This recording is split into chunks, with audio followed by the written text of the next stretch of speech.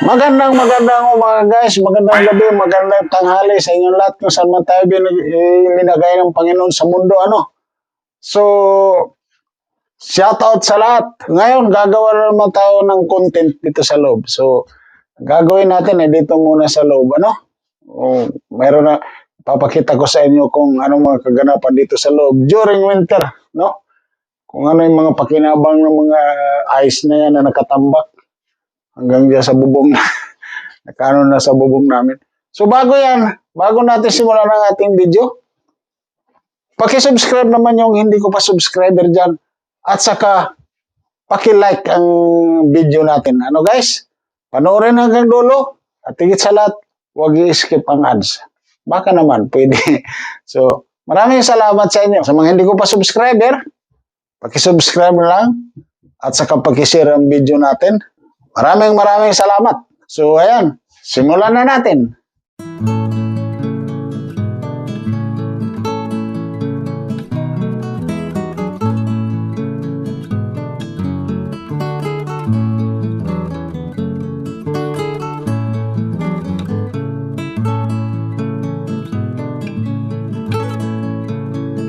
Shout out guys, vlog ulit tayo, magko-content tayo pero dito na sa loob ng bahay kasi hindi kaya talaga sa labas. Napakalamig at saka saglit na saglit ka lang sa labas, titigas yung yung mapropros yung kamay mo. So dito tayo sa labas guys. Sa loob nga, ang kulit mo. Guys, pero ito related pa rin ito sa winter na natin winter life.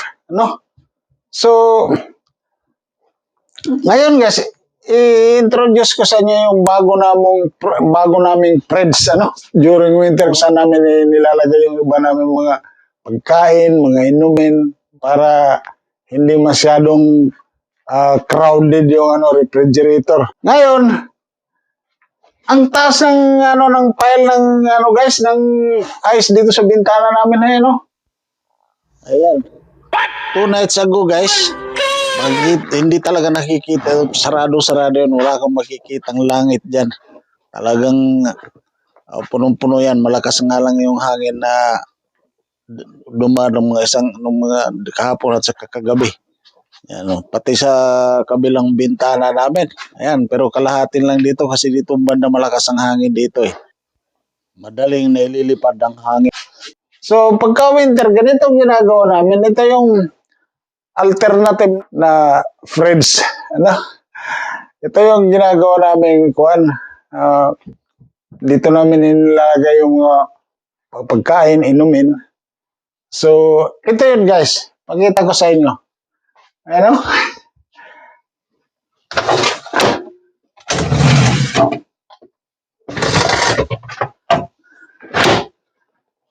Ayan. Yan po ay ding-ding ng snow.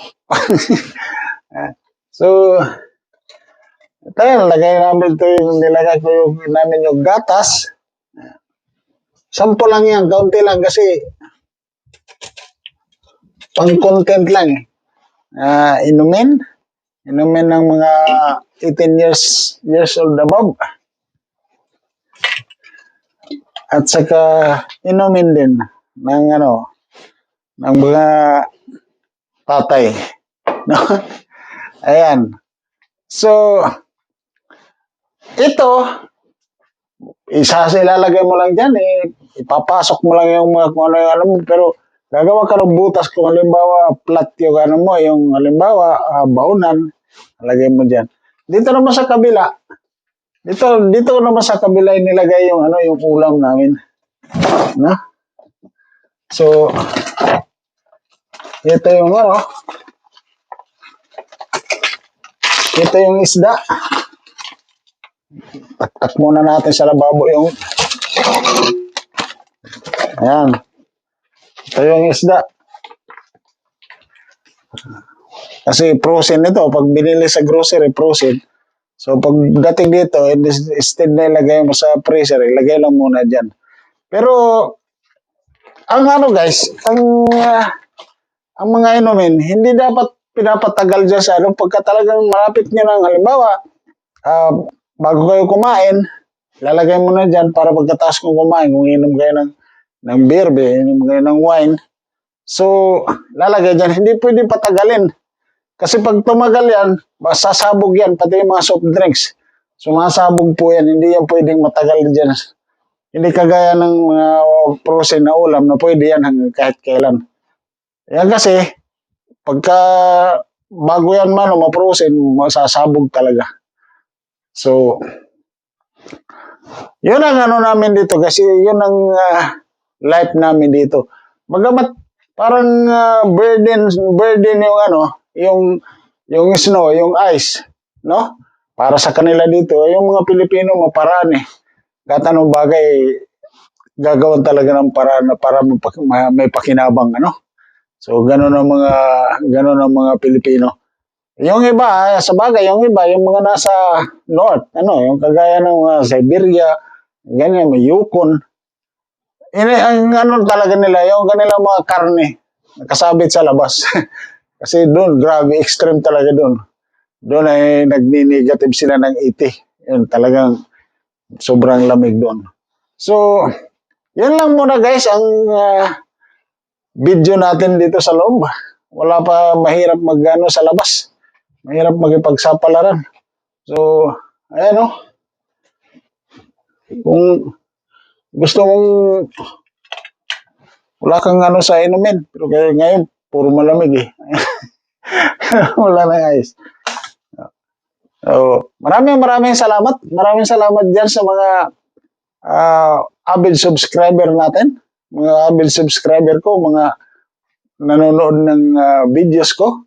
Maraming salamat sa inyo. Kung hindi dahil sa inyo, ay hindi abanti ng konti. Well, konti lang. Kaya paki-share lang sa video natin, ano? Para naman makapanood ang iba. Medyo mag-grow naman tayo ng konti.